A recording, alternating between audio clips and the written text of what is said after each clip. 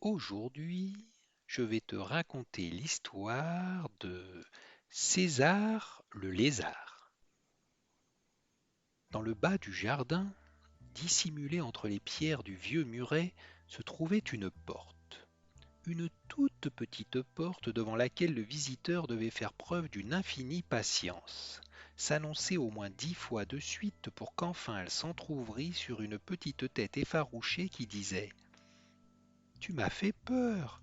Tu sais comment c'est dans le jardin? Il faut être prudent.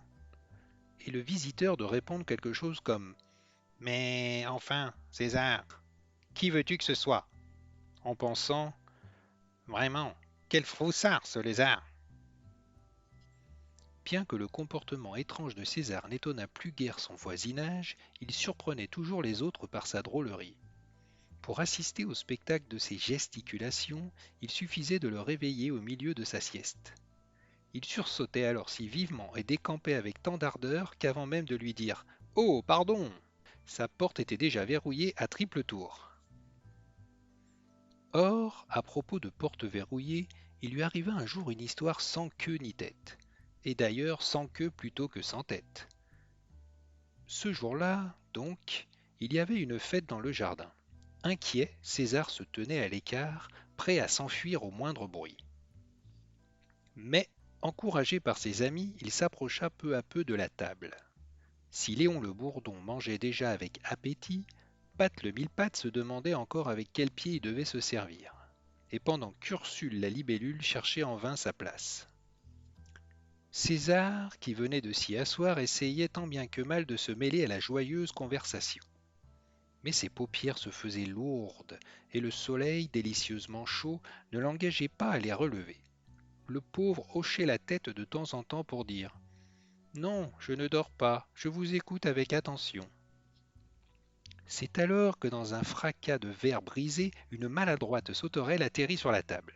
Saisi d'une affreuse panique, César se redressa brusquement et, devant ses amis consternés qui le suppliaient de garder son sang-froid, il disparut ventre à terre vers sa maison. Seulement, dans sa grande précipitation, il se trompa, et la porte qu'il claqua derrière lui n'était pas la sienne. Haletant, la langue pendante, il comprit enfin sa méprise et recula d'effroi. Soudain, une forme abominable bougea dans les ténèbres du sinistre endroit. Tandis que ses membres tremblaient à se rompre, une voix caverneuse se fit entendre. Approche, courageux visiteur. Et là, au lieu de s'enfuir, César, raidi par l'épouvante, tomba à la renverse, inanimé. Eh bien, courageux visiteur, s'exclama Dolly la chauve-souris en examinant le pauvre lézard avec anxiété. Tu sais, il ne faut pas les écouter, s'empressa-t-elle d'ajouter. Même si tout le monde dans le jardin m'appelle le vampire, je ne suis pas bien terrifiante. Malheureusement, l'écho qui résonnait dans l'antre obscur de Dolly reprenait avec insistance. Vampire, vampire, terrifiante, terrifiante. Ce furent du moins les seuls mots que César entendit. Il rassembla donc le peu de force qui lui restait et d'un bond se précipita vers la porte. Ne t'en vas pas, reviens, implora Dolly en le retenant. Mais le lézard se débattit avec tant de vigueur que le bout de sa queue se brisa. Alors, sans demander son reste et profitant du désarroi de la chauve-souris, il lui faussa compagnie. Puis il courut rejoindre ses amis en répétant sans cesse: Comme ils vont me trouver courageux! Comme ils vont me trouver courageux! Bonne nuit les enfants! Faites de beaux rêves!